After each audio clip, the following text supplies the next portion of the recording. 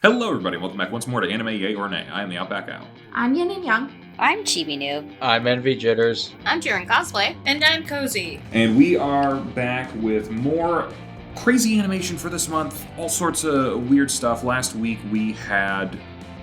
Mononoke. Yep. Yes, Mononoke. Got a lot of stuff going on and my mind's going crazy, but I think I'm going to remember this one. Gankutsuou, the Count of Monte Cristo. So who here has seen or heard of this before?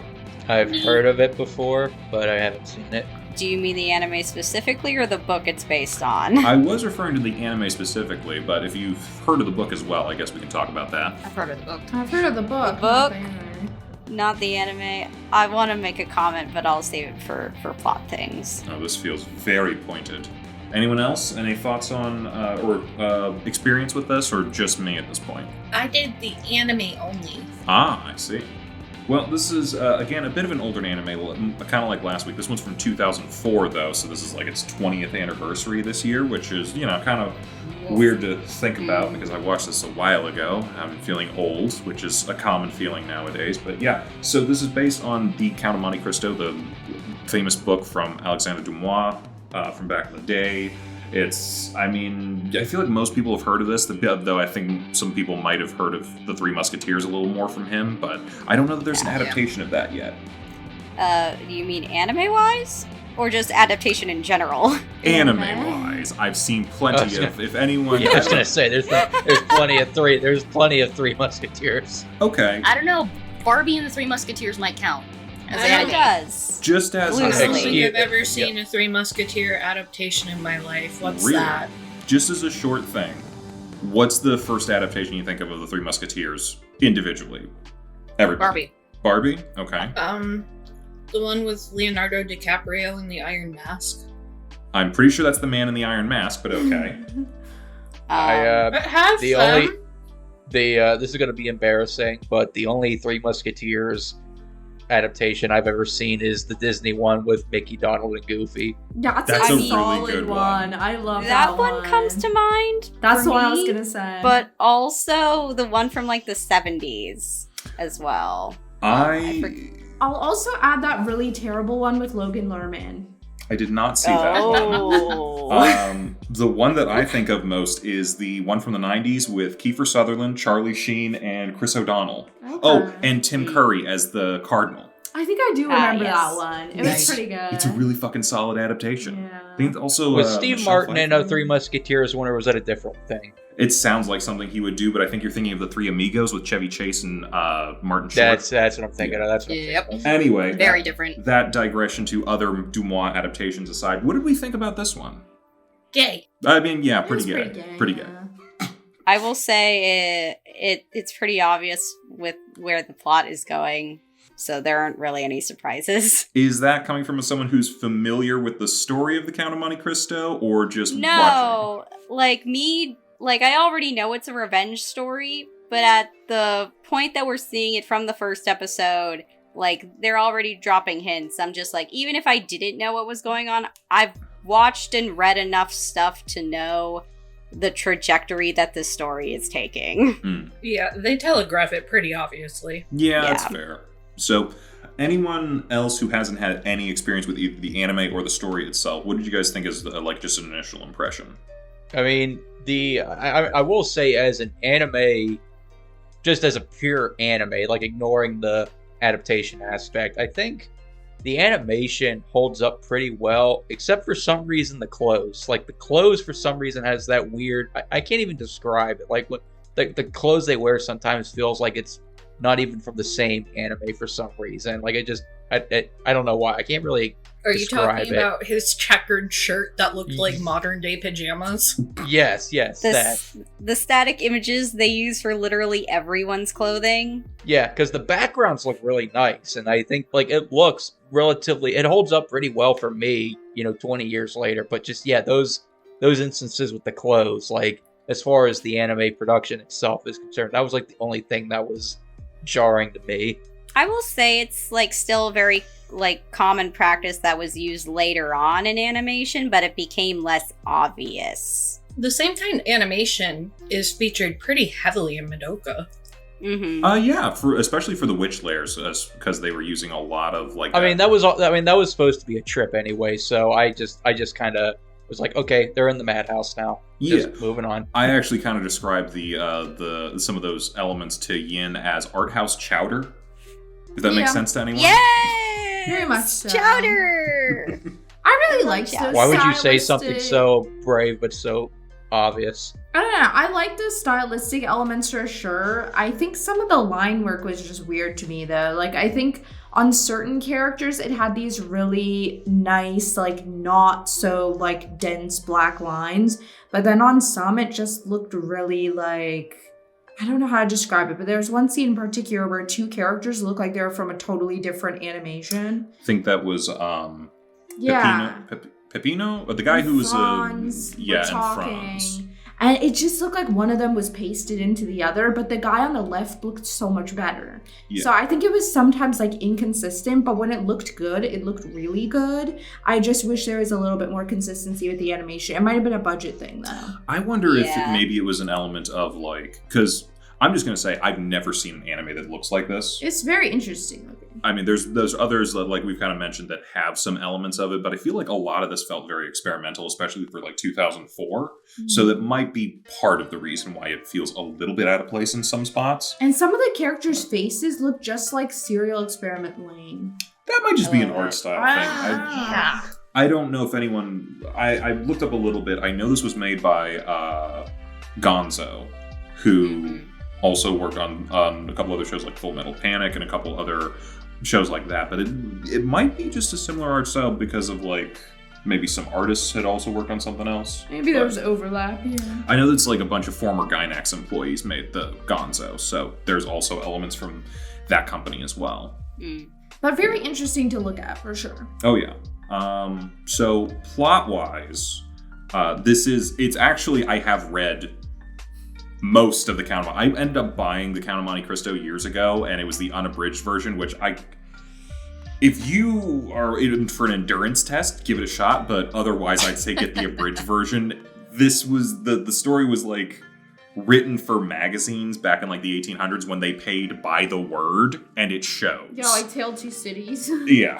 So Yeah. yeah, if you want to read it, I would recommend probably the abridged version, but it seems to be following it pretty well. Well, with a caveat, Yeah, there was I'm some gonna changes. say this now because as someone, so I've only read a little bit of the unabridged version, Mhm. but the unabridged version starts us off at a very different point in the story. Yes, it does. But I think that for an adaptation like this, that might have been a good idea. Oh no, it definitely was, because as like if the Count of Monte Cristo was published today, this would have been the starting point that they would have probably done with this story, rather than the entire backstory that we get for the Count that we got in the original version. Yeah. So it is interesting because it creates two different kind of scenarios. Well, at least let's go over the plot for this time around. We meet Albert Mosef, and him and his friend are in Carnival on the moon because this is the future and space travel is a very common thing. And they meet the Count of Monte Cristo, a very mysterious vampire-looking dude who, would you call him? Like, he looked like Alucard? Or He looks like Alucard. No, Dracula. Dracula from Castlevania. Yeah, I was gonna say, I'm like, 20 I years also said before. that. I'm like, what is that Tepish doing here? Right. I mean, hey, nothing for nothing. That's a good Tepish right there. But yeah, so Albert gets kidnapped after an execution, and then the Count's got to help him out. Franz asks the Count's help, and now he's kind of indebted to him, and he's like, I would like to go to Paris, where you guys are from, and I need you guys to like introduce me in that. And it's all very like old school sort of aristocracy, manners and politics kind of thing. Yeah. Its first 2 episodes. Look, there's this kind of weird futuristic space stuff. Now we're going back to Earth and you're never going to see it again. Yeah, I mean, you get a little touch of it here and there, but like for now, this is very much like I don't want to call it Game of Thrones because it's not, but like it's going to be a lot more of like mind games a little bit moving forward. So yeah, it's kind of the Count trying to put himself into this space now, and we're trying to figure out, well, who's the Count, what's going on, and that's kind of the main difference with the plots in that, like Chibi said. Why is Albert so horny for him? Well, I mean, I feel like that's obvious, but I mean, I'm horny for Dracula, so. That's his dad. It's not his dad. Stop making it weird. Not his dad. It's not his dad. He's dad. It's not his dad. I'll spoil it now. He's not his father. I He's really question not. He that may as well. have Okay, yeah. Yeah. he may have been a motherfucker, but he is not his dad. Yeah. Yeah, I think putting it from this point in the book, which is like a third of the way through the book, and skipping the Count's entire backstory, adds a layer of mystery that the original book did not have as much. Yeah. But on the other hand, it's kind of a thing of like, what kind of story do you prefer? Do you want like all the backstory up front, and then it's sort of like a dramatic irony kind of situation where you're seeing what the Count is doing the whole time, or do you want the mystery of you don't know and then you have to find out later? I could see both ways still being good, because I've watched this so far. It's interesting. I've read the other one so far, and it's been very engaging. So Yeah, I kind of like having his backstory, because it's like, wow, they really fucked him up. What's he gonna do to him? Yeah. And like without having that context, it's kind of like, this mysterious guy's an asshole. we should say Yeah, but before in this- guys, hold on, before we say anything else, let's maybe not go into too much spoilers, just in case anyone wants to finish this series who doesn't know the full story. Okay. This is more Albert's story Yeah. than Yeah. the Count's. Which, True. I mean, from about, like I said, it does kind of switch the perspectives after a third of the book. So it does kind of Yeah. become mostly Albert's perspective at that point in the book. And a couple other people. There's a number of other characters that we are meeting along the way who all get their own storylines in that. So, yeah. And like I do think it's interesting, because like I said, I was an anime only. I to the day have never read the book. Like I watched this around when it was coming out, because everyone was like, why is this so gay? What the fuck? Like, I'm not gonna lie. Everyone was like, the Count of Monte Cristo's not that gay. Why are they making you gay? And I'm like, well, I want to see now. I mean, it's a classic question of, is it gay or is it European? And it's just like, they're extremely affectionate. I mean, Hey, Elle Woods. I mean, I Hey, feel like a hey. lot of. You can compare me to Elle Woods all you want. That's a compliment. I mean, I feel like a lot of classic literature has like gay subtext to begin with, so Yeah, it's maybe. just kind of a thing. I mean, there was a whole lesbian in the book. Yeah. Yeah. But like going into this without any context for what was going on, like I will say it worked very well, which maybe is what they were going for. Like they're like, damn, young people aren't interested in classic literature. Let's put a twist on it and get them to actually, like it. I mean, that's what they did it with worked Hamlet. for Treasure Planet. I was going to say Hamlet with the Lion That King. too. Yep, that too. I mean, I will say, like, whatever trajectory of the story is if you start off with the very beginning, it is literally a revenge plot. But then, yeah, mystery is definitely, like, one of the more, like, better ways to tell this story. So it's a better way to even just tell a book. But let's just say that not a lot of people were writing that way back then. So That's true. it is what it is. I will say, I definitely like the execution of this. I was thinking it would start probably with the start of the Count's plot line, and I was gonna be like, I've already read at least some of this, and then I was just like, okay, we're at a different part in the story now. So I'm like, oh good, this is stuff I haven't read yet. I haven't seen the show yet, so I don't know how it goes. But I imagine the more the more Albert and the Count grow, they'll show more of his backstory. That way, like Yeah. Yeah. show the mysterious character first, and then show his backstory, and then explain why he's out for revenge. Because I do know that I know this story is a revenge tale. It's like one of the most famous revenge tales ever. So Oh, yeah. You get like an episode of backstory, and then it kind of goes more in depth as he's targeting his specific victims. Yeah. So like Slumdog Millionaire. Yeah. I was going to say a little bit like a Generabuchi anime. Because I feel like they usually have, like, Generabuchi will usually have mysterious characters that are mysterious throughout, and then they'll have one good flashback episode that completely explains everything about the character and makes you see them in an entirely new light, like with Homura and Madoka, or with Kiritsugu from Fate Zero. Like, those are, and honestly, some of those are the best episodes. So I'm looking forward to those a little bit, because I'll just say now, I am going to watch the rest of this. Also, I made a stray comment to Cece, like, I really like how the violence amps up, and she was like, fuck, no, it was better without violence. And I'm like, oh, is it not supposed to get violent? Oh, do you mean with the bandits? No, the story gets pretty violent. There is violence in the original story, but it's very much in like that. I mean, it was a story from the 1800s. They weren't going to like go into graphic detail about anything. But I do remember they did just negotiate with the bandits in the book, so there was no killing involved at all there. But there's some violence in this. Yeah, no, there's some violence in this. I know that. Like, clearly already they've decided to kill off some characters that they did not kill off before. I do give them a lot of points for keeping, what was their name? The bandit that seduced Albert? Oh, Peppo? Peppo, yeah. Peppo. Kept that storyline exactly as it was in the book.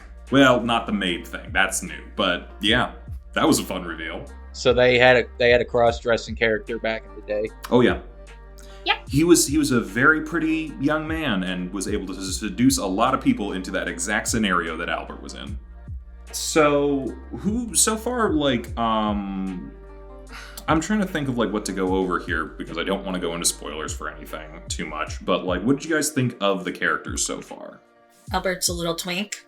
I was about to say, I was liking Albert a little bit, then he went on that whole tirade from episode 2 to 3. It's like, oh, you think you know me, Albert? It's like, you know me. It's like, dude, he saved your life. Franz? You would have been, Franz, yeah, Yes. you could have, like, he was being such a dick to Franz. Like, dude, he literally saved your life. If he didn't get the count, you would have died. So he's having a gay awakening crisis. Okay, I don't give a shit. At the very end of episode 3 or 2, at the end of episode 2, he's like, oh, thank you, by the way. It's like, well, yeah, you could have said that, right? It's like, it's like, after he got rescued, I know just what I'm going to say to this person. Hi, to the person that tried to kill you and tricked you. It's like, instead of, the person that tried to, that saved your life and your best friend, supposedly. Well, you see, he wanted to stick his dick in Peppo. He did not want to do it to Franz. And that's what makes Franz sad. Come on. You weren't feeling that? Franz has got a bit of a thing for Albert. Yeah. No, I'm not feeling that, but that's kind of because, like, that storyline goes elsewhere. I know, that's a whole other shebang with a lot of stuff. It's gonna be, it's gonna be good. It's gonna be good. If they do it anything like the book, it's gonna be juicy. But yeah, so what do we think so far about the count? So the weird thing that I'm like, okay, this is new, is the vampire element of it. It's not actual vampire. I had a feeling, but it's like, I do remember it from the book. They did kind of be like, oh my god, he's a demon or he's a vampire. But it's kind of like an in-passing sort of, you don't know this guy and he seems kind of creepy kind of way. It's an aesthetic choice. Yeah.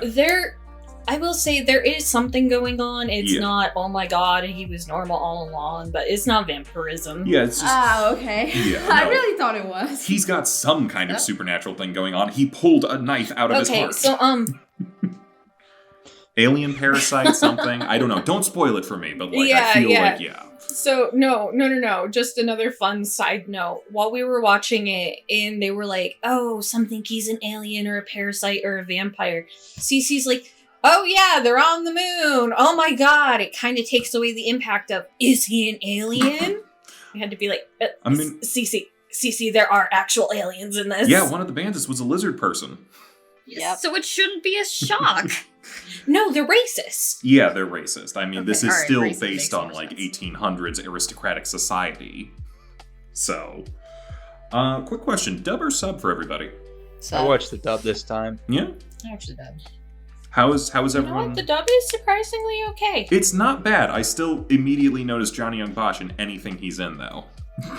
Oh Yeah, he's got the voice.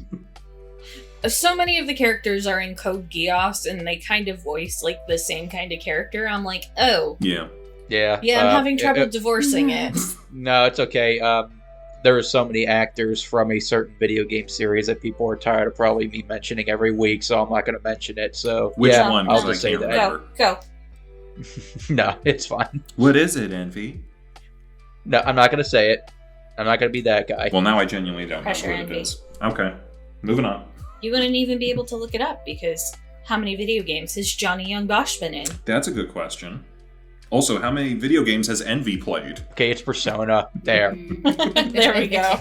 So, it's gonna be like, how do we feel about like the sort of sci-fi change up to this older story? But like, I feel like that's kind of a common thing. It nowadays. really. It also has like almost no impact on the story after like the first 3 episodes. So Okay. I do kind of like it when they do that sort of thing. Like, I think someone who was it that mentioned Treasure Planet. Treasure Planet, yeah. Yeah, solid adventure thing. Just add some sci-fi to it. Nice touch. This, I mean, even if they're not going to include it, I do like the idea of the setting being like, and it kind of makes these stories, which are universal in a way, a little more universal almost. I mean, I feel like you could set the Count of Monte Cristo almost at any point in time. It would just change a little bit of like the dynamics of some of the people involved. But I will say, like, the extent of like the sci-fi stuff is we have started a very racist war with aliens. Well, I mean, that's usually the way it goes. I think there was something about that a little bit in there, in the Count of Monte Cristo, if I'm remembering correctly. It had to do with like Turkey, I think. Though I'm gonna have to like really like go back and try to remember. Oh yeah, is that where his ward comes from? Yes. Yeah. So presumably it's the same thing. One thing I really liked about this taking place in the future is that it kind of implied that at some point as a society we're like, we had it right with public hanging. Let's go back to that. Well, it's a guillotine, but yes. Yeah. Was it it was a guillotine. Yeah. I mean, Still, it was a public pretty prominent- executions. They're French. That was like They're the high French. point of public They have to entertainment. They've use the like guillotine. gone fully back, like fully. Yeah. Mhm. That, or this is an alternate universe where it never went out of fashion. Oh. That's a I- possibility. I do think probably there's an makes more element sense. of like lazy writing there Maybe. to be said.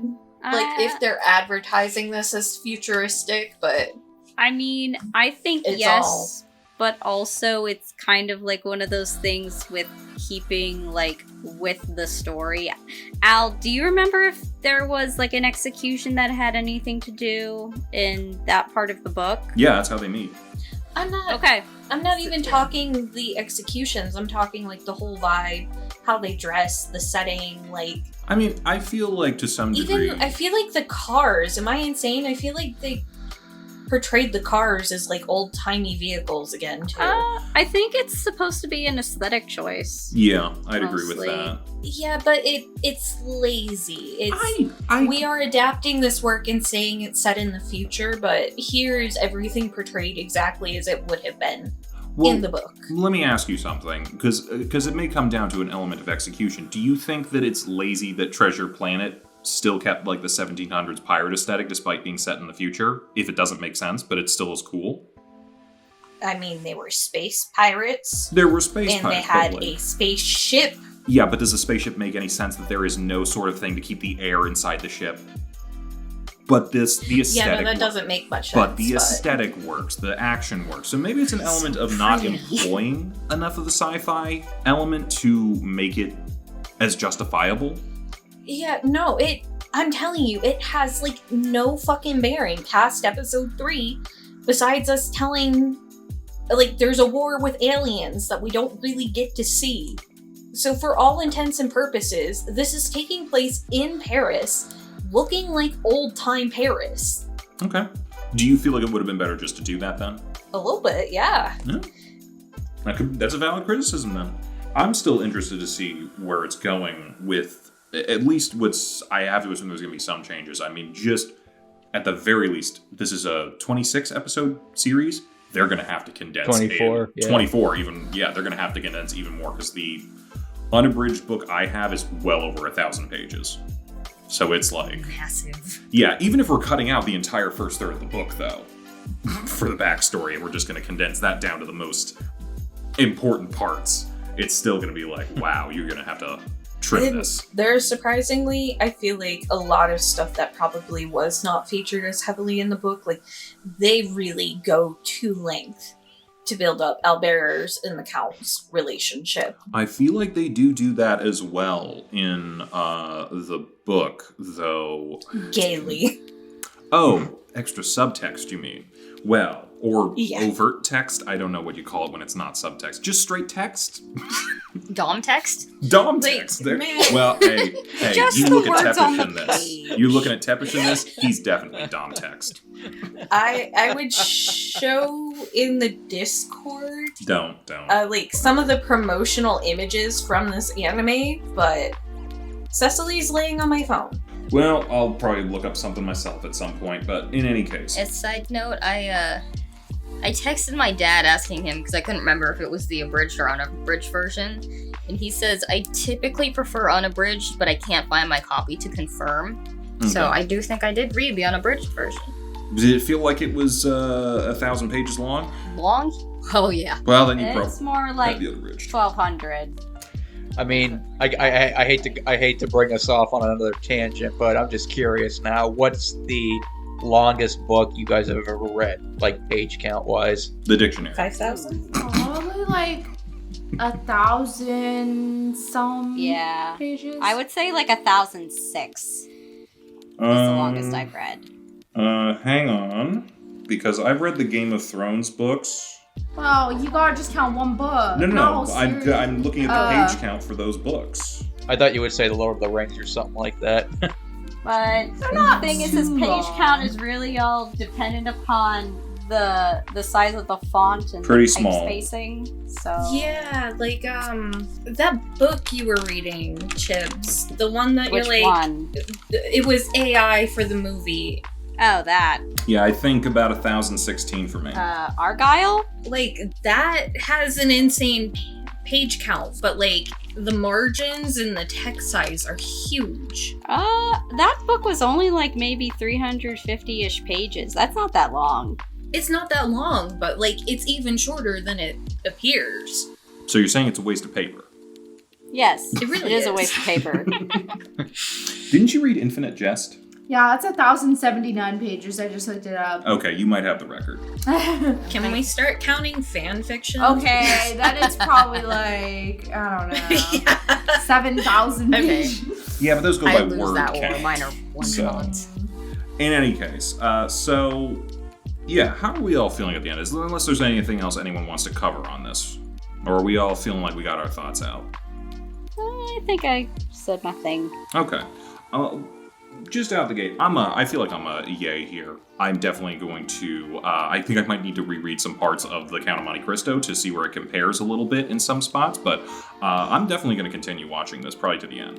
Unless it really takes a nosedive, but I don't see that happening out the gate, so here's hoping. It doesn't. It's pretty consistent. Good. I'm a light yay. I'm enjoying it so far. I am slightly bored, but it's just because I feel like some of the slower moments, I'm just like, okay, losing focus. What is his shirt doing? I'm honestly getting really distracted from the subtitles because I keep watching their clothes. Guys, what if that's why they wanted to put so much into the animation? They wanted an accurate adaptation of the events happening, and they knew there was going to be like some really dry spots in the story, which there are in the book as well. That's why they wanted the insane animation, to keep everybody's attention. It's for people, Yeah. this is Count of Monte Cristo for people with ADHD. Yeah, you can't exactly have a drug trip while reading a book. Yeah, I'd give it a yay. I really enjoyed the plot for the most part. I think it's intriguing. I liked the animation overall, even though it was like a little wonky at times. I think I enjoyed the stylistic choices. So I'd say overall, I'd keep watching this. Yeah, I'm a yay. I am intrigued, and I hear it's really good. Like towards the end, like I hear like I remember Giga did a video on it a few years ago. He talked about it. And he said that it's like one of his like favorite anime from like back in the day. So I I don't know if I'll go watch it right away, but yeah, I'll definitely keep it on the back of my mind if I ever want to, binge the rest of it.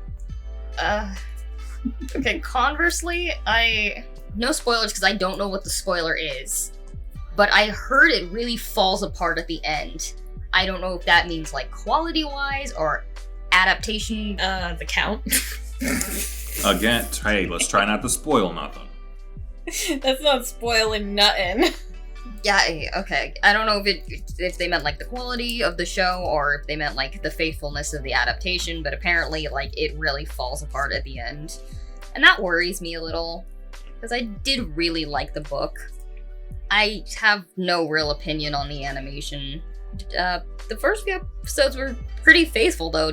Aside from the obvious changes, it is pretty faithful. Yeah, I would love to see how faithful it continues to be. I'm a yay. I think I know exactly why people say it falls apart, and I do think that might be in the adaptation sense because there is some artistic changes, I think. Like director's changes. But I think it actually makes the story better and more sympathetic. Like, less everyone's kind of assholes here, and there's a lot of moral gray in every situation. But yeah, it's pretty gay. To this day, I've never read the story, but just from like talking about it with Cece a little bit on the side, like it does sound like it's very faithful for the most part. So I guess much easier to consume than the normal Count of Monte Cristo. Yeah, So definitely. plus. Maybe they should show it in school. Yeah, maybe. All right, so yeah, Count of Monte Cristo. Some of us are going to continue. Some of us will see what happens. Maybe some of us will pick up the book. I doubt it, but as far as the book goes. But yeah, that's all well and good. Let's talk about next week. So next week we're actually kind of slipping away from anime a little bit because we actually have a donghua adaptation that can't, or adaptation or just... No, I'm pretty sure it's just a show. A donghua show from China called Fog Hill of the Five Elements that came out pretty recently. I've heard has some crazy ass animation. Are you more familiar with that? Yeah, I saw all of this one. I believe the majority of it was either done by hand or like it was really good animation. And that's what it's most known for, but I won't spoil too much, but I thought it was really good. I thought it was really interesting to watch. General genre, what kind of story are we looking at? It's Kung Fu. Action, closer to romance, like like what? action, like fighting type show, Okay. like kind of like a Yin&Jung type show. That's words I don't understand. Sword fighting, magic, kung fu. Yeah. Oh, okay, so like a shonen. Leaping, fighting, yeah. Yeah. All right. Some cool action. Crouching Tiger, Hidden Dragon? Sure. Have you not seen that? I'm pretty sure I've seen it, but I feel like if you'd seen it, you'd I don't know. think it's Oh, not okay, really okay. that type Here, of movie. Elle, how you'll understand it. Monkey God, Journey to the West. Journey to the West? That Oh, type thing. I like me some Journey to the West. I like me some Dragon Ball. Yeah. All right, cool. So come back for that and some of the other stuff we got going on this month and everything else we got moving forward. We'll see you guys then. Bye-bye. Bye. Hey, thanks for watching, and if you haven't already, be sure to subscribe and ring the bell icon for notifications. If you enjoyed this video, give us a like, and if you haven't already, check out some of our previous episodes, our daily gaming videos, or our parody series Madoka Magically Abridged. See you next time!